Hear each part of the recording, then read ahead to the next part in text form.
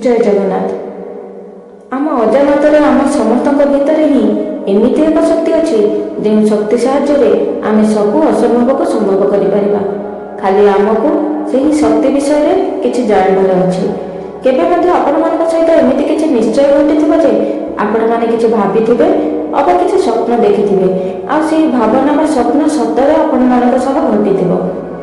ଯେମିତି ଆପଣ କାହା କଥା ଭାବୁଥିବେ ଆଉ ହଠାତ୍ ସେ ବ୍ୟକ୍ତି ଜଣଙ୍କର କିଛି ଖବର ଆପଣଙ୍କୁ ମିଳିଯାଇଥିବ। ଏହି ଘଟଣାକୁ କୌଣସି ସଂଯୋଗ ବୋଲି ଭାବିବେନି, ବରଂ ଏହା ଆପଣମାନଙ୍କ ପାଇଁ ଏକ ଗଭୀର ସଂକେତ ଅଟେ। ଏହି ସଂକେତ ହେଉଛି ଆପଣମାନଙ୍କ ଭିତରେ ଥିବା ଏକ ଅଦ୍ଭୁତ ରହସ୍ୟର, ଯାହାକୁ ଦୁନିଆ ଅବଚେତନ ମନ କହିଥାଏ। ଆଉ ସେହି ଅବଚେତନ ମନ ହେଉଛି ମୁଁ ନିଜେ। ଆଜି ମୁଁ ନିଜେ ମାନେ ଆପଣମାନଙ୍କର ଅବଚେତନ ମନ ଆପଣମାନଙ୍କୁ କିଛି କହିବା ପାଇଁ ଆସିଛି। ମୁଁ ଆପଣମାନଙ୍କର ଭାବନାର କୌଣସି ସାଧାରଣ ଅଂଶ ନୁହେଁ। ମୁଁ ଆପଣମାନଙ୍କ ମନର ସେହି ଗଭୀର ଅଂଶ ଅଟେ ଯେଉଁଠି ଆପଣଙ୍କ ଭାଗ୍ୟର ବୀଜ ଅଙ୍କୁରିତ ହୋଇଥାଏ। ମୁଁ ହିଁ ସେହି ଯାଦୁକର ଯାହା ଆପଣଙ୍କର ପ୍ରତ୍ୟେକ ସ୍ୱପ୍ନକୁ ସତରେ ସାକାର କରିଥାଏ। ଆପଣମାନେ ସବୁବେଳେ ଶୁଣି ଆସୁଥିବେ ଯେ ଯିଏ ଯେମିତି ଭାବିବ ସେ ସେମିତି ହିଁ ହେବ, କିନ୍ତୁ ଏହା ଆପଣ ବୁଝିପାରିଲେନି ଯେ ସେହି ଭାବନାକୁ କେଉଁଠି ରୋପଣ କରିବାକୁ ହେବ ଏବଂ ତାହା କେମିତି ତାର ସ୍ୱରୂପ ସୃଷ୍ଟି କରିବ। ଆଜି ମୁଁ ଆପଣମାନଙ୍କୁ ଏହି ବିଷୟରେ ହିଁ କିଛି କହିବା ପାଇଁ ଆସିଛି। ଆପଣମାନଙ୍କର ଚେତନ ମନ ଯିଏକି ବର୍ତ୍ତମାନ ଏସବୁ ସତ୍ୟକୁ ଶୁଣୁଛି, ସେ ହେଉଛି ଏକ ଦ୍ୱାର, ଆଉ ମୁଁ ହେଉଛି ଏକ କୋଠରୀ ଯାହା ମଧ୍ୟରୁ ଆପଣମାନଙ୍କର ଭାଗ୍ୟ ବିକଶିତ ହୋଇଥାଏ। ଆପଣମାନଙ୍କର ଚେତନ ମନ ଯାହା ଶୁଣିଥାଏ ବା ଭାବିଥାଏ ତାହାକୁ ମୁଁ ମାନି ନେଇଥାଏ ଆଉ ସତର ରୂପ ପ୍ରଦାନ କରିଥାଏ। ସେହି ବିଚାର ଭୁଲ ହେଉ ଅବା ଠିକ୍ ହେଉ, ବାରମ୍ବାର ଭାବିବା ଦ୍ୱାରା ତାକୁ ମୁଁ ସତ ମାନି ଆପଣଙ୍କ ଜୀବନରେ ଘଟାଇଥାଏ। ଏଥିପାଇଁ ଧାର୍ମିକ ଗ୍ରନ୍ଥ ବା ଆମର ପୋଥି ପୁରାଣ ଆଦିରେ କୁହାଯାଇଛି ଯେ ମନ ହିଁ ବନ୍ଧନର କାରଣ ଆଉ ମନ ହିଁ ମୁକ୍ତିର ମଧ୍ୟ କାରଣ। ମୁଁ ଆପଣମାନଙ୍କୁ ବାନ୍ଧିକି ରଖିପାରିବି ଯଦି ଆପଣମାନେ ମୋତେ ଡର ଆଉ ନକାରାତ୍ମକ ଶକ୍ତିରେ ଭରିକି ରଖିବେ, ଆଉ ମୁଁ ହିଁ ଆପଣମାନଙ୍କୁ ମୁକ୍ତ କରିପାରିବି ଯଦି ଆପଣମାନେ ମୋତେ ପ୍ରେମ ଏବଂ ବିଶ୍ୱାସରେ ଭରିଦେବେ। ଆପଣମାନେ ଭାବୁଥିବେ ମୁଁ କୌଣସି ପ୍ରକାରର ରହସ୍ୟ ଅଟେ। ନା, ଆପଣମାନେ ଭଲ ଭାବରେ ମୋତେ ଜାଣିପାରିଲେ ବୁଝିଯିବେ ଯେ ମୁଁ କେତେ ସରଳ ଆଉ କେତେ ସହଜ ଅଟେ। ମୋତେ ଆପଣମାନେ ଯାହା ପ୍ରଦାନ କରିବେ ମୁଁ ମଧ୍ୟ ଆପଣଙ୍କୁ ତାହା ଫେରାଇ ଦେବି। ଏହି ବ୍ରହ୍ମାଣ୍ଡର ଏହା ଏକ ଦିବ୍ୟ ନିୟମ ଅଟେ। ଯେମିତି ବୀଜ ରୋପଣ କରିବେ ସେମିତି ହିଁ ଫଳ ପାଇବେ। ଦୁନିଆରେ ଏହା ହିଁ ତ ଏକମାତ୍ର ସତ। ଆଉ ଏଥିରେ ଆଶଙ୍କା କେମିତି?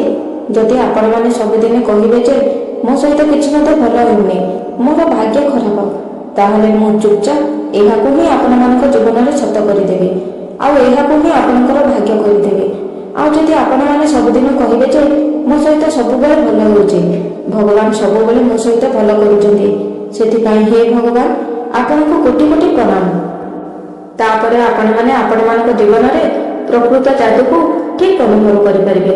ଆପଣଙ୍କ ମନ ମଧ୍ୟରେ ଯେମିତି କଳ୍ପନା ରୋପଣ କରିବେ ଆପଣ ସେମିତି ହିଁ ଫଳ ପ୍ରାପ୍ତ କରିବେ। ମୁଁ ପ୍ରତି ମୁହୂର୍ତ୍ତ ଜାଗ୍ରତ ଥାଏ। ଆପଣଙ୍କ ନିଦ୍ରା ସମୟରେ ବି, ଆପଣଙ୍କ ସ୍ୱପ୍ନରେ ବି, ଦିନରେ ବି, ରାତିରେ ବି। ଆପଣମାନେ ଶୋଇପଡ଼ନ୍ତି, କିନ୍ତୁ ମୁଁ କେବେ ମଧ୍ୟ ଶୁଏନି। ମୁଁ ସେହି ଶକ୍ତି ଅଟେ ଯାହାକୁ ନା ସମୟ ବାନ୍ଧିପାରେ ନା ପରିସ୍ଥିତି ହରାଇପାରେ। ଆପଣମାନେ ଚାହିଁଲେ ମୋତେ ଦାସ ବି କରିପାରିବେ, ଚାହିଁଲେ ଗୁରୁ ମଧ୍ୟ କରିପାରିବେ, କିନ୍ତୁ ମନେ ରଖନ୍ତୁ ଆପଣମାନେ ଯେଉଁଦିନ ମୋତେ ବୁଝିପାରିବେ ସେହିଦିନ ଆପଣମାନେ ନିଜକୁ ମଧ୍ୟ ବୁଝିପାରିବେ। କାହିଁକି ନା ମୁଁ ହିଁ ଆପଣମାନଙ୍କର ପ୍ରକୃତ ପରିଚୟ ଅଟେ। ମୁଁ ହିଁ ସେହି ଦର୍ପଣ ଅଟେ ଯେଉଁ ଦର୍ପଣରେ ଆପଣମାନଙ୍କର ସବୁ ଜନ୍ମର ଛବିକୁ ଆପଣମାନେ ଦେଖିପାରିବେ। ଆପଣମାନେ ଭାବୁଛନ୍ତି ଯେ ଆପଣମାନଙ୍କର କର୍ମ ବଡ଼ ଅଟେ, ତ ଠିକ୍ ଅଛି, କର୍ମ ହିଁ ତ ସତରେ ବଡ଼ ଅଟେ, କିନ୍ତୁ କର୍ମର ଜଡ଼ ବା ମୂଳ ତ ମୁଁ ହିଁ ଅଟେ। ଆପଣମାନେ ମୋ ଭିତରେ ଯେମିତି ରୋପଣ କରିବେ ଆପଣମାନଙ୍କର କର୍ମର ସେମିତି ହିଁ ପ୍ରତିଫଳିତ ହେବ। ଗୀତାରେ ଶ୍ରୀକୃଷ୍ଣ କହିଥିଲେ କର୍ମ କରି ଚାଲ, କିନ୍ତୁ ମୋତେ ସ୍ମରଣରେ ରଖିକି କର୍ମ କର, ଏହା ହିଁ ଗୁରୁ ରହସ୍ୟ। ମୁଁ ବାରମ୍ବାର ଆପଣମାନଙ୍କୁ ସଂକେତ ଦେଇଥାଏ, କେତେବେଳେ ଅଜଣା ବ୍ୟକ୍ତିଙ୍କ କଥା ମାଧ୍ୟମରେ ତ, କେତେବେଳେ କେଉଁ ପୁସ୍ତକ ମାଧ୍ୟମରେ, କେତେବେଳେ କେଉଁ ସ୍ୱପ୍ନ ମାଧ୍ୟମରେ ତ, କେତେବେଳେ କେଉଁ ସଂଖ୍ୟା ମାଧ୍ୟମରେ, କିନ୍ତୁ ଆପଣମାନେ ମୋତେ ନଜରଅନ୍ଦାଜ କରିଦେଉଥିବେ। ଆପଣମାନେ ଭାବି ନେଉଥିବେ ଯେ ଏହା କେବଳ ଏକ ସଂଯୋଗ। କିନ୍ତୁ ଶୁଣନ୍ତୁ, ଏହି ବ୍ରହ୍ମାଣ୍ଡରେ ଯାହା ବି ଘଟେ ଖାଲିରେ ଘଟେନି। ପ୍ରତ୍ୟେକ ଘଟଣା ମୋ ଭିତରେ ଯାଇକି ଘଟିଥାଏ। ଆପଣମାନେ ଯେତେବେଳେ ବି କାହା ଉପରେ ରାଗୁଛନ୍ତି ତେବେ ଆପଣମାନେ ଅଜାଣତରେ ନିଜକୁ ହିଁ ଆହତ କରୁଛନ୍ତି। ଆପଣମାନଙ୍କର ନକାରାତ୍ମକ ଶକ୍ତି ମୋ ଭିତରେ ପ୍ରବେଶ କରେ ଆଉ ମୁଁ ତାକୁ ଆପଣଙ୍କ ଜୀବନରେ ସତ କରିଦିଏ। ଆଉ ଯଦି ଆପଣମାନେ ସମସ୍ତଙ୍କୁ ପ୍ରେମ କରନ୍ତି ସେତେବେଳେ ଆପଣମାନଙ୍କ ଚତୁଃପାର୍ଶ୍ୱରେ ପ୍ରେମ ହିଁ ପ୍ରେମ ବହିଯାଏ। କାରଣ ମୁଁ ସେହି ପ୍ରେମକୁ ବାହାରେ ବି ପ୍ରକଟ କରିପାରେ। ଥରେ ଭାବି ଦେଖନ୍ତୁ, ମୁଁ ଯଦି ଏତିକି କରିବାରେ ସକ୍ଷମ ଅଛି, ତାହେଲେ ଆପଣମାନେ ମୋତେ କାହିଁକି ପ୍ରମାଣି ଆସୁଥିଲେ? କାହିଁକି ଥରେ ମୋତେ ନିଜକୁ ନିଜେ ପ୍ରଶ୍ନ କରିପାରିଲେନି ଯେ ନିଜ ଭିତରେ ଯେଉଁ ଯାଦୁଘର ଲୁଚିକି ରହିଛି ତାହା ସହିତ କେମିତି ସମ୍ପର୍କ ସ୍ଥାପନ କରିପାରିବା, କେମିତି ତାର ଶକ୍ତିକୁ ଜାଗୃତ କରିପାରିବା? ଆପଣମାନେ ବୋଧହୁଏ କେବେ ମୋତେ ବୁଝିବା ପାଇଁ ଚେଷ୍ଟା କରିନାହାନ୍ତି। ଆପଣମାନେ ଖାଲି ନିଜର ଚିନ୍ତା, ଡର, ଦୁଃଖକୁ ମୋତେ ପ୍ରଦାନ କରିଚାଲିଛନ୍ତି। ମୁଁ କିନ୍ତୁ ସେସବୁକୁ ମଧ୍ୟ ଖୁସିରେ ସ୍ୱୀକାର କରିଛି, କାରଣ ମୁଁ ଠିକ୍ ଭୁଲ କିଛି ଭାବେ ନା। ମୋତେ ଯାହା ମିଳେ ମୁଁ ତାହାକୁ ବହୁଗୁଣା କରି ଫେରେଇ ଦିଏ। ମୁଁ ଆପଣମାନଙ୍କର ସେବକ ମଧ୍ୟ ଏବଂ ଆପଣମାନଙ୍କର ନିର୍ମାତା ମଧ୍ୟ। ମୋତେ ବଦଳିବାର ଆବଶ୍ୟକତା ନାହିଁ, ବରଂ ଆପଣମାନଙ୍କୁ ଏବଂ ଆପଣମାନଙ୍କର ଶବ୍ଦକୁ ବଦଳିବାର ଆବଶ୍ୟକ ଅଛି। ଶବ୍ଦ ବଦଳାନ୍ତୁ, ଆଉ ଥରେ ଚମତ୍କାର ଦେଖନ୍ତୁ। ଆପଣମାନଙ୍କ ଦୁନିଆ ବଦଳିଯିବ। ଯେମିତି ଭାବ ହେବ, ଘଟଣା ମଧ୍ୟ ସେମିତି ଘଟିବ। ଆପଣମାନେ ଯାହା ସତ ଭାବିବେ ମୁଁ ତାକୁ ହିଁ ସତ କରିଦେବି। ଏହି ନିୟମ ଆଜିର ନୁହଁ, ଯୁଗ ଯୁଗ ଧରି ଏହି ନିୟମ ନିରନ୍ତର କାର୍ଯ୍ୟ କରିଚାଲିଛି। ସୃଷ୍ଟିର ଆରମ୍ଭରୁ ମୁଁ ଅସ୍ତିତ୍ୱରେ ରହିଆସିଛି। ସବୁ ମୁନି ଋଷିମାନେ ଯେଉଁମାନେ କି ତପସ୍ୟା କରି ଆତ୍ମଜ୍ଞାନ ପାଇଛନ୍ତି, ସେମାନେ ମୋତେ ହିଁ ତ ସାଧନ କରି ଆସିଛନ୍ତି, ଆଉ ମୋତେ ହିଁ ଜାଗ୍ରତ କରୁଛନ୍ତି। ଆଉ ମୁଁ ଯେତେବେଳେ ଆଖି ଖୋଲିଲି, ସେତେବେଳେ ସେମାନେ ନିଜକୁ ବ୍ରହ୍ମାଣ୍ଡ ସହ ଏକ ହେବାର ଦେଖିଲେ। ଏବେ ଆପଣମାନେ ଥରେ ଭାବି ଦେଖନ୍ତୁ, ଆପଣମାନଙ୍କୁ କ'ଣ ସେହି ଅନୁଭବ ଦରକାର ନାହିଁ? କ'ଣ ଆପଣମାନଙ୍କୁ ଦରକାର ନାହିଁ ଯେ ମୁଁ ଆପଣମାନଙ୍କ ଜୀବନରେ ସେହି ଯାଦୁ କରିବି, ଯେଉଁ ଯାଦୁକୁ ଦେଖି ଦୁନିଆ ଆଶ୍ଚର୍ଯ୍ୟ ହୋଇଯିବ? ତ ଆଜିଠାରୁ ମୋତେ ବୁଝିବା ପାଇଁ ଚେଷ୍ଟା କରନ୍ତୁ। ମୋତେ ପ୍ରେମ ଦିଅନ୍ତୁ, ମୋତେ ଭରସା ଦିଅନ୍ତୁ, ମୋତେ ବିଶ୍ୱାସ ଦିଅନ୍ତୁ। ଦେଖିବେ ମୁଁ କେମିତି ଆପଣଙ୍କ ଦୁନିଆକୁ ବଦଳାଇ ଦେବି। ଦୁନିଆ ଦେଖିବ ସେହି ଚମତ୍କାର। ମୁଁ ଆପଣମାନଙ୍କର ଅବଚେତନ ମନ, ମୁଁ ଆପଣମାନଙ୍କୁ ସବୁ କିଛି ଦେବି। ଆପଣମାନଙ୍କର ଆବଶ୍ୟକତା ଠାରୁ ଅଧିକା, ଆପଣମାନଙ୍କର ସ୍ୱପ୍ନରୁ ଅଧିକା ମୁଁ ତ ଦେବା ପାଇଁ ପୁରାପୁରି ପ୍ରସ୍ତୁତ ଅଛି। ଏବେ ଆପଣମାନେ ପ୍ରସ୍ତୁତ ହୋଇଯାଆନ୍ତୁ ନେବା ପାଇଁ। ମୁଁ ହେଉଛି ସେହି ଅବଚେତନ ମନ, ଯାହାକୁ ଆପଣମାନଙ୍କର ପୂର୍ବପୁରୁଷମାନେ ତପ କହୁଥିଲେ, ସାଧନ କହୁଥିଲେ। ଆପଣମାନେ ଯେତେବେଳେ ଧ୍ୟାନ ଦେଇଛନ୍ତି କି ସମସ୍ତଙ୍କ ଜୀବନରେ ଆସୁଥିବା ସଫଳତାର ସମୟ ଅଲଗା ଅଲଗା? କାରଣ ଯିଏ ମୋତେ ଯେଉଁ ସମୟରେ ଜାଗ୍ରତ କରିପାରେ, ମୁଁ ତାକୁ ସେହି ସମୟରେ ହିଁ ସଫଳତା ପ୍ରଦାନ କରିଚାଲେ। ତାର ସମସ୍ତ ଇଚ୍ଛାକୁ ମୁଁ ସତ କରିଚାଲେ। ଏହା କୌଣସି ରହସ୍ୟ ନୁହେଁ, ବରଂ ଏହା ଏମିତି ଏକ ନିୟମ ଯାହାକୁ ଜାଣିଲା ପରେ ହିଁ ଅର୍ଜୁନ କୁରୁକ୍ଷେତ୍ରରେ ଯୁଦ୍ଧ ଜିତି ପାରିଥିଲେ। କବୀର ଦାସ ଯାହାକୁ ଜାଣିଲା ପରେ କହିଥିଲେ ଯେ ଯେମିତି ତୁମର ମନର ଭାବନା, ସେମିତି ହିଁ ତୁମ ଜୀବନର ରୂପ। ଆପଣମାନେ ଯଦି ନିଜ ସ୍ୱପ୍ନକୁ ଦେଖି ଡରୁଛନ୍ତି, ତେବେ ପ୍ରକୃତରେ ମୋତେ ହିଁ ଡରୁଛନ୍ତି। କିନ୍ତୁ ଆପଣମାନେ ଯଦି ନିଜ ଉପରେ ବିଶ୍ୱାସ ରଖୁଛନ୍ତି, ତେବେ ଆପଣମାନେ ମୋତେ ହିଁ ବିଶ୍ୱାସ କରୁଛନ୍ତି। ଆପଣମାନେ ଭାବୁଛନ୍ତି ଯେ ଆପଣମାନଙ୍କର ବାହାରର ଦୁନିଆ ବହୁତ ବଡ଼, କିନ୍ତୁ ନା, ଅସଲି ବ୍ରହ୍ମାଣ୍ଡ ଯାହା ଆପଣମାନଙ୍କ ଦୁନିଆ ଠାରୁ ବହୁତ ବିଶାଳ, ସେହି ବ୍ରହ୍ମାଣ୍ଡ ତ ଆପଣମାନଙ୍କ ଭିତରେ ହିଁ ଅଛି। ସେହି ବ୍ରହ୍ମାଣ୍ଡ ହେଉଛି ମୁଁ ହେଉଛି ଅସୀମ, ମୁଁ ହେଉଛି ଅନନ୍ତ, ଆଉ ମୁଁ ହେଉଛି ଗଭୀର। ମୋରି ଭିତରୁ ହିଁ ଆପଣମାନଙ୍କ ବାହାରର ଦୁନିଆର ଉତ୍ପତ୍ତି। ଆପଣମାନଙ୍କର ବିଚାର, ଆପଣମାନଙ୍କର କଳ୍ପନା ସବୁ ମୋ ଭିତର ଦେଇ ହିଁ ଆପଣମାନଙ୍କ ଦୁନିଆରେ ପ୍ରକଟ ହୋଇଥାଏ। ଏହି କାରଣରୁ ହିଁ ଯେଉଁମାନେ ନିଜ ବିଚାର ଉପରେ ଧ୍ୟାନ ରଖନ୍ତି, ତାଙ୍କ ଜୀବନରେ ସ୍ଥିରତା ରହିଥାଏ। ଆପଣମାନଙ୍କର ପ୍ରତ୍ୟେକ ଶବ୍ଦ ହେଉଛି ଏକ ଏକ ବୀଜ ମଞ୍ଜି, ଆଉ ମୁଁ ହେଉଛି ଫସଲ ପ୍ରଦାନ କରୁଥିବା କ୍ଷେତ। ଆପଣମାନଙ୍କର ପ୍ରତ୍ୟେକ ସଂକଳ୍ପ ମୋ ପାଖକୁ ଆସିଥାଏ, ଆଉ ମୁଁ ତାହାକୁ ବହୁଗୁଣା ନ କରିବା ପର୍ଯ୍ୟନ୍ତ ଛାଡ଼ି ନଥାଏ। ଏବେ ଆପଣମାନେ କହିବେ ଯେ ପରିଶ୍ରମ ହିଁ ସବୁକିଛି। ହଁ, ପରିଶ୍ରମ ତ ସବୁକିଛି, କିନ୍ତୁ ପରିଶ୍ରମ ସେତେବେଳେ ରଙ୍ଗ ଦେଖାଏ ଯେତେବେଳେ ତାର ବୀଜ ମୋ ଭିତରେ ରୋପଣ କରାଯାଏ। କାରଣ ଆପଣମାନେ ଯେତେ ବି ପରିଶ୍ରମ କରନ୍ତୁ, ମୁଁ ଯଦି ଆପଣମାନଙ୍କ ଭିତରୁ ଅସଫଳ ମାନିଦେବି, ତାହେଲେ ବାହାରେ ଆପଣମାନେ କେବେ ବି ସଫଳ ହୋଇପାରିବେନି। ଏବେ ଭାବନ୍ତୁ, ଯଦି ଆପଣମାନେ ସବୁବେଳେ ମୋତେ କହିବେ ମୋ ଭିତରେ ଈଶ୍ୱରଙ୍କ ଅଂଶ ରହିଛି, ମୋ ଭିତରେ ଯାଦୁ ଅଛି, ମୁଁ ସବୁକିଛି ପାଇବା ପାଇଁ ଯୋଗ୍ୟ ଅଟେ, ତାହେଲେ ମୁଁ ସେ ସବୁ ସତ୍ୟକୁ ଧରି ନେବି ଆଉ ଆପଣମାନଙ୍କ ଜୀବନରେ ସତ କରିଦେବି। ମୁଁ ନିରନ୍ତର ଜଳୁଥିବା ଏକ ଦୀପ ଅଟେ, ଯାହା ଆପଣମାନଙ୍କ ଭିତରେ ହିଁ ଡରରେ ଧୂଆଁ ଭିତରେ ଲୁଚି ଯାଇଛି। ଥରେ ଆପଣମାନେ ବିଶ୍ୱାସର ଫୁଙ୍କ ମାରିକି ଦେଖନ୍ତୁ, ଆପଣମାନେ ସ୍ପଷ୍ଟ ରୂପେ ମୋର ସେହି ପ୍ରକାଶକୁ ଦେଖିପାରିବେ।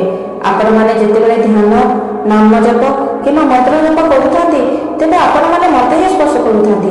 ଏହା ହିଁ ପ୍ରକୃତ ବିଜ୍ଞାନ। ଏହା କେବେ ମଧ୍ୟ ବ୍ୟର୍ଥ ଯାଏ ନାହିଁ। ଆପଣମାନେ ହିଁ ବ୍ରହ୍ମ ଅଟନ୍ତି, ଆଉ ମୁଁ ସେହି ବ୍ରହ୍ମର ପ୍ରତିବିମ୍ବ। ଆପଣମାନଙ୍କ ଭିତରେ ଥିବା ଡର ମୁଁ, ଆଉ ଆପଣମାନଙ୍କ ଭିତରେ ଥିବା ସାହସ ମୁଁ। ଆପଣମାନଙ୍କର ଅତୀତର ସ୍ମୃତି ବି ମୁଁ, ଆଉ ଭବିଷ୍ୟତର ସ୍ୱପ୍ନ ବି ମୁଁ। ତେଣୁ ଆପଣମାନଙ୍କୁ ନିର୍ଣ୍ଣୟ କରିବାକୁ ହେବ ଯେ ଆପଣମାନେ ମୋତେ କେଉଁ ରୂପରେ ଦେଖିବାକୁ ଚାହୁଁଛନ୍ତି। ମୁଁ ହେଉଛି ଏକ ସାଧା କାଗଜ, ଆଉ ଆପଣମାନେ ହେଉଛନ୍ତି ଲେଖକ। ଆପଣମାନେ ମୋ ଉପରେ ଯାହା ଲେଖିବେ ତାକୁ ମୁଁ ଗ୍ରହଣ କରି ଆପଣମାନଙ୍କର ଭବିଷ୍ୟତର ଚିତ୍ର ବନେଇଦେବି। ତେଣୁ ଆପଣମାନେ ଯାହା ବି ଲେଖିବେ ଭାବି ଚିନ୍ତିକି ଲେଖିବେ। ଯେତେବେଳେ ଆପଣମାନଙ୍କୁ ଲାଗିବ ଯେ ପରିସ୍ଥିତି ଆପଣମାନଙ୍କ ହାତରେ ନାହିଁ, ସେତେବେଳେ ଆପଣମାନେ ସବୁକିଛି ମୋ ଉପରେ ଛାଡ଼ିଦେବେ।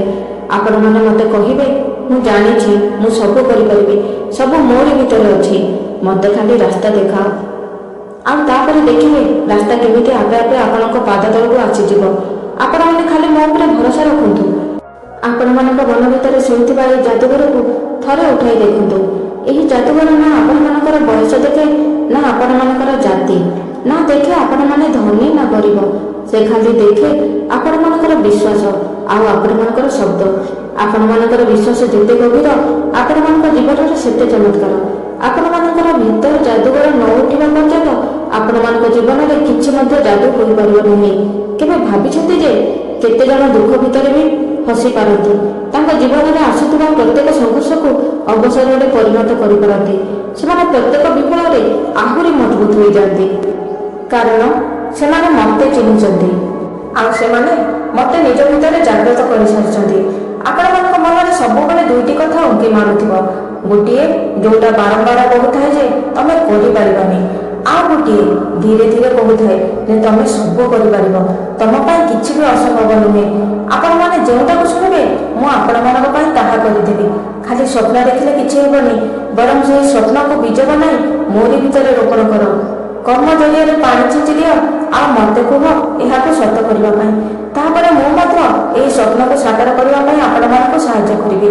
କେବେ ବି ଆପଣମାନେ ଭାବିବେନି ଯେ ସମୟ ଚାଲିଗଲା, କାରଣ ମୋତେ ସମୟ ବାନ୍ଧି ପାରେନି। ଯେତେବେଳେ ଆପଣମାନେ ମୋତେ ଡାକିବେ ମୁଁ ସେହି ସମୟରୁ ହିଁ ଆପଣମାନଙ୍କର ସୌଭାଗ୍ୟର ଆରମ୍ଭ କରିଦେବି।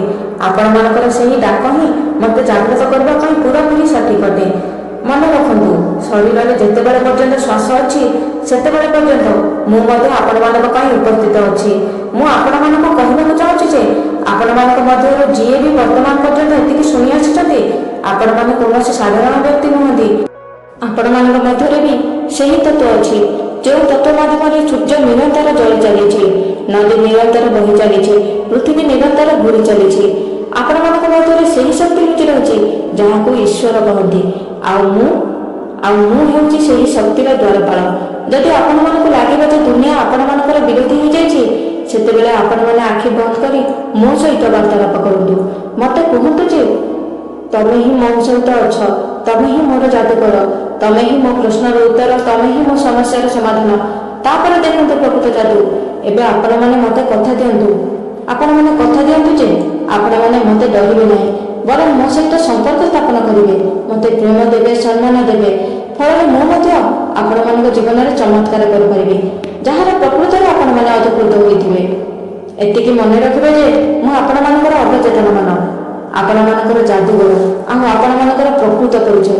ଯଦି ଆପଣମାନଙ୍କୁ ଏହି ଯାତ୍ରା ଗଭୀର ଲାଗିଲା ତ ଆପଣମାନେ ପୁଣି ଥରେ ଭିଡ଼ିଓଟିକୁ ଶୁଣନ୍ତୁ ଆଉ ଆପଣମାନଙ୍କର ଅବଚେତନମାନଙ୍କୁ ଜାଗ୍ରତ କରନ୍ତୁ। ଆଉ ଥରେ କହି ରଖୁଛି, ମୁଁ ହେଉଛି ଆପଣମାନଙ୍କର ଅବଚେତନମାନ, ଆପଣମାନଙ୍କର ଯାଦୁଘର।